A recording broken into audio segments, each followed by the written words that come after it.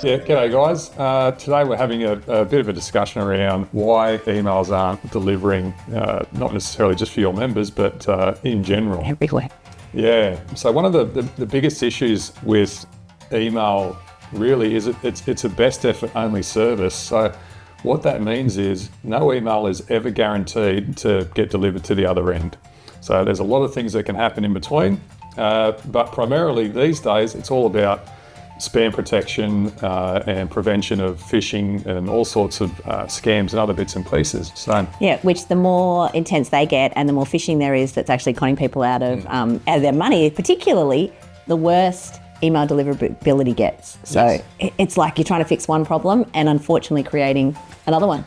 yeah, that's exactly right. And a number of the technologies that we have around at the moment, like SPF, DKIM and DMARC, all of those things add extra layers of complexity and difficulty at the other end. So if those things aren't configured properly, and even when they are configured properly, it can still impact email delivery. So as much as we try to get every email to the inbox, it's getting harder and harder these days, and it's becoming a more and more unreliable service that most people can't rely on anymore. And I think we've sort of introduced a lot of different things over the last few months, and you don't understand how often this is a point of discussion, and like the team and Jeff in particular is continually looking to improve it, different things that we're doing for credibility. We did introduce the email log recently, so the module, but basically that's where every time we send an email, it will actually send off to the service. The service then comes back and says this didn't deliver. Like that's not something we control. That's actually that the email's bounced, or we're getting lots of members going, I didn't get the emails, but 6 months ago, they marked an email as spam. And so all of them are going to spam. And so, you really need to dive into who's not getting them, why are they actually getting them and they're in their spam inbox as well, rather than just sort of it's not being delivered and coming back, to us being the root cause. There's so many things behind it, as you said, so many other factors. One of the other things we're looking at is making communication easier so that email's not your only option. So the app, for example, we've just introduced Member Blast on the app. So you can now, to all your members or all event attendees, just send out a notification which goes out by SMS, by email, and by push instantly. So that way, it's literally members are going to get it however they have available to them.